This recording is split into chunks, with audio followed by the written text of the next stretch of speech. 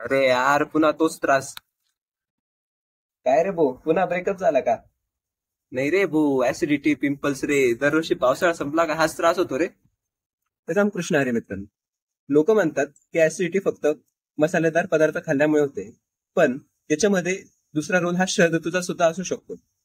पावसाळ्यात किंवा वर्षा ऋतूमध्ये पित्ताचं संचय होत असतं, पण बाहेरचा जो गारठा असतो त्याच्यामुळे पित्ताचा प्रकोप होत नाही.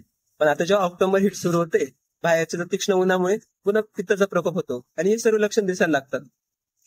अच्छा, तर तूच सांग ना भाऊ, आता या शरद ऋतूमध्ये कसा आहार विहार करू मग मी? असं म्हणतोस, बरं ठीक आहे.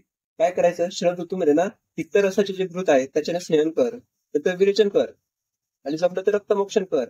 आणि हे करायला नाही जमलं तर शरद ऋतूमध्ये एकदा ब्लड डोनेट करू शकतो. आहाराचं जर म्हणशील तर लघु पदार्थ खा, जसं की पेस्ट काढलेले तांदळाची खिचडी करू शकतो, नाही तर मुगाचे कडण करू शकतो. हा, पण चुकून बी या ऋतूमध्ये दही खाऊ नको, मासे खाऊ नको, दिवसवाक टाळ, आणि तीव्र उन्हाचाऱ्याचं पण टाळ. मोहरीचं तेल सुद्धा कमी वापर.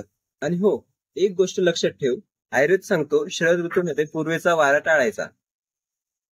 अच्छा, का बरं रे भाऊ, पूर्वेचा वारा का पण टाळायचा? अच्छा, हे जाणून घ्यायचं असेल तर आधी रामबाद आयुर्वेदला फॉलो कर.